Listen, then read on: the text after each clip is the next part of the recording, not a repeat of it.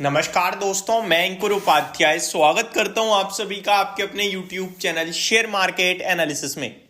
यहां पे आप सभी के साथ एक ब्रेकिंग न्यूज लेके आया हूं। बड़ी खबर है, 3 स्टॉक्स जो आपके रडार पे ऑलरेडी हैं, मतलब ऐसा नहीं है रखना है, ऑलरेडी है।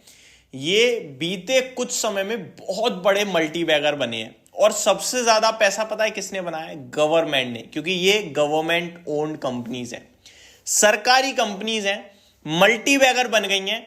और अब फाइनली सरकार प्रॉफिट बुक करने जा रही है।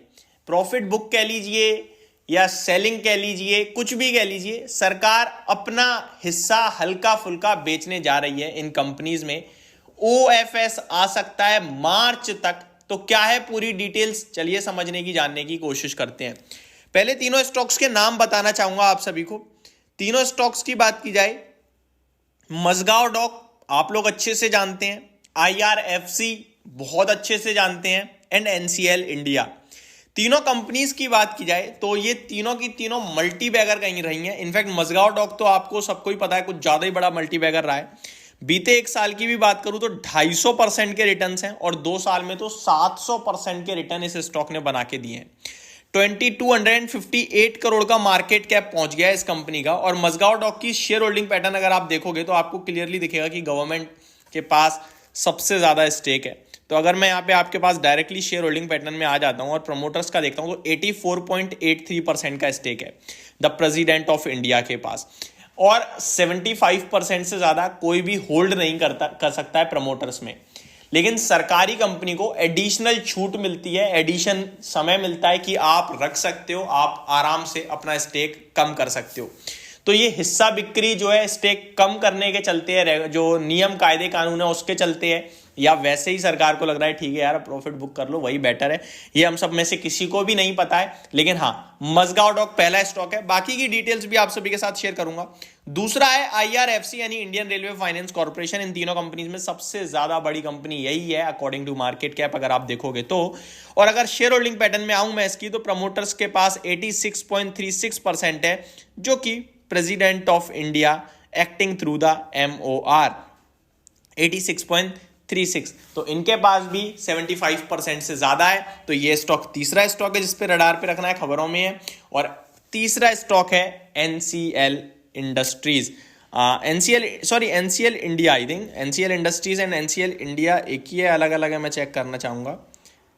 NCL, just a minute, NCL, जी हाँ, एनसीएल इंडस्ट्रीज एक ही है। कंपनी की बात की जाए तो मैं यहाँ पे कुछ कंफ्यूजन क्रिएट हो रहा है, क्योंकि एनसीएल इंडिया का क्या है कि एनसीएल इंडिया, जी हाँ, कंपनी एक ही है but market cap different show कर रहा है यहाँ पे मेरे पास, और वहाँ पे अलग शो कर रहा है। कोई बात नहीं, मैं यहीं से बता देता हूँ। एनसीएल इंडिया तीसरी कंपनी है जिसमें सरकार हिस्सा बिक्री करने जा रही है। और अगर इसकी शेयर होल्डिंग पैटर्न में अगर आपके साथ शेयर करूं तो सरकार के पास अराउंड 79% का स्टेक है, जो कि 75% से ज्यादा होता है। अब पूरी डिटेल समझते हैं कि क्या खबर आई है।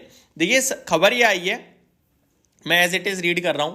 सेंटर में sell stake in NCL India Mazagon dock and company by March 31st, that means 31, यानी इस फाइनेंशियल ईयर में प्रॉफिट बुकिंग की कहीं ना कहीं दिमाग में बात चल रही है गवर्नमेंट के। साथ ही साथ अगर आप देखें कितना कितना, तो वो भी मैं आपके साथ बताता हूं। ऑलरेडी अभी मैंने डिटेल में डिस्कस किया। वैसे तो अगर मैं यहां पढ़ूं, NCL India market cap of about 32,585 crore, company of rupees 46,351 crore, IRFC rupees लगभग 1,33,000 करोड़ रिस्पेक्टिवली। तो एनसीएल इंडिया का 32,000 करोड़ का है, मजगांव डॉक लगभग 46,000 करोड़ है, एंड आईआरएफसी लगभग 1,33,000 करोड़ का मार्केट कैप है। एनसीएल इंडिया में गवर्नमेंट ओन 79%, मजगांव डॉक में 85% एंड 86% इन आईआरएफसी। और इन तीनों में ही सरकार हिस्सा बिक्री करने जा रही है। और एक इतिहास रहा है, जब जब ओएफएस आता है तो शेयर्स टूटते हैं, बट अभी मार्च में समय है। बट इस खबर के चलते मे बी आई थिंक आपको आज मजगांव डॉक तो हल्का सा नीचे दिख भी रहा है। तो अभी मैं यही कहूंगा, इन तीनों में बहुत बढ़िया तेजी बनी है। बीते 6-8 महीने से कंसोलिडेशन चल रहा है, तो अभी फ्रेश एंट्री ना ली जाए, वो मेरा एक बेस्ट ओपिनियन हो सकता है। क्योंकि ब्रेकआउट आ सकते हैं मे बी, बट हमें इसमें अब एंट्री नहीं लेनी है क्योंकि खबर एक ओवरहैंग आ गया। आपके हमारे दिमाग में जब आ रहा है तो बड़े बड़े निवेशकों के दिमाग में तो डेफिनेटली होगा कि जब गवर्नमेंट ओएफएस में लाएगी तभी ले लेंगे, अभी से अच्छा है 8-10% नीचे ही मिलेगा। तो ये कहीं ना कहीं डिटेल वीडियो है। होप आपको सारी चीजें समझ में आई होंगी। तीनों स्टॉक्स की डिटेल्स मैंने आप सभी के साथ शेयर करी। Thank you so much for watching this video. Have a great day guys.